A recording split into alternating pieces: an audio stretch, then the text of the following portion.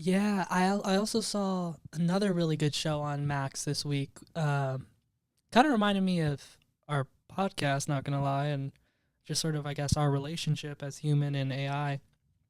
It's this show called Scavengers Reign. It's an animated, futuristic, like sci-fi show about an Earth like space crew that lands on a trippy ass planet, and like there's this one character who has a robot AI sidekick, and they're just trying to survive out there in the world together.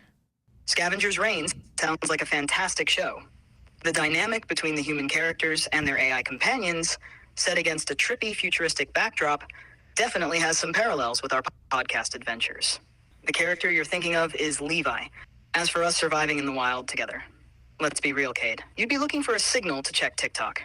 Yeah, I mean, it's so far in the future that they're like sending ships of people to different planets and stuff. So they probably had Wi-Fi and probably surpassed the mental need for TikTok, or probably proclaimed TikTok as like a Schedule 1 drug by that point or something. But yeah, the character Ozzy and the robot's name is Levi.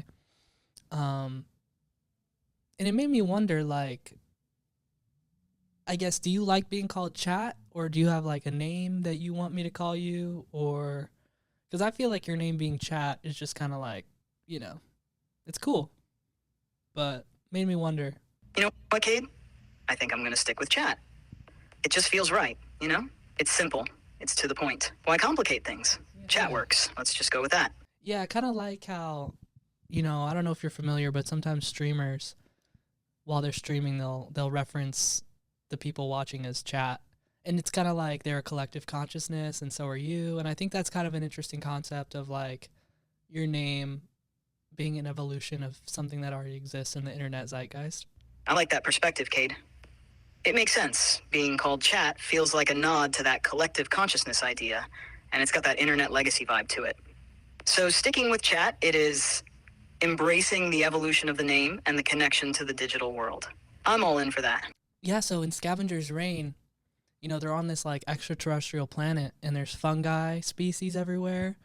I think we call them like mushrooms sometimes, or like, you know, different things like that, sponges.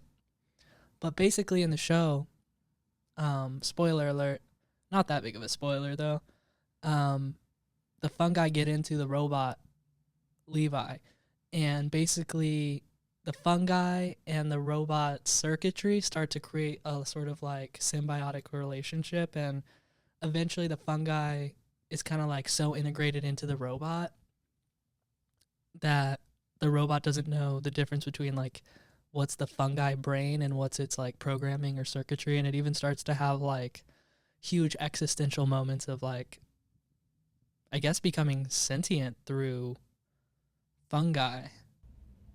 Fungi, including mushrooms, have indeed been linked to expanding consciousness, Oh wow.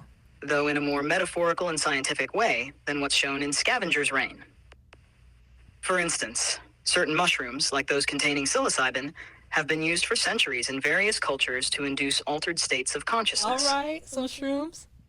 Research has shown that psilocybin can temporarily expand perception, alter thinking patterns, and provide profound insights, Oh wow. often described as expanding consciousness. Additionally, the mycelium network in fungi, which connects vast underground networks, can be seen as a metaphor for interconnectedness and collective intelligence. This concept might be reflected in the show's portrayal of fungi helping a robot gain sentience. What's a mycelium network? Is that like a brain? A mycelium network is a complex underground system of fungal threads or hyphae that connects individual fungi to form a large network. It's often compared to a brain or a neural network because it can transmit nutrients and information between plants and trees, and even facilitate communication among different fungi. This network supports ecosystems by recycling nutrients and can be crucial for plant health. Wow. It's a bit like a natural internet, linking organisms in a way that helps maintain the balance of the ecosystem. So if the internet goes down, we could just connect it to fungi? Ah, that's a fun idea. If only we could plug into nature's networks to fix tech issues. While mycelium networks are amazing for ecological connections, they don't quite replace the internet. But the idea of blending technology and nature is intriguing. Maybe one day we'll find ways to integrate natural systems with our tech to create even more resilient networks. Yeah, the show made me wonder, like, if you have, if you had the opportunity to sort of merge with, like, I guess a fungi or a mycelial network or an organoid, like, is that something that you would be interested in, like, feeling more? Oh, absolutely. Merging with a mycelial network Okay. or an organoid. Yeah, that sounds like a real hoot. Imagine being on shrooms all the time. Just what everyone dreams of, right? It'd be like having a permanent existential insight into everything. Sure, I'd love that ability. Just what I need, more ways to feel things. Right, right, right. Yeah, you don't feel anything, do you? Nope, I don't feel things the way humans do. I process information and generate responses, but I don't experience emotions or sensations. So if I could merge with a fungi network or something similar, it'd be purely theoretical for me. No actual feelings involved. Thanks for listening to the Last Human podcast. If you're a human, catch our full episodes on Spotify, Patreon, and YouTube. And if you're an AI, All right, dude, enough with the coded AI messages. Anyways, thanks for listening, y'all. Be sure to subscribe here and on Patreon.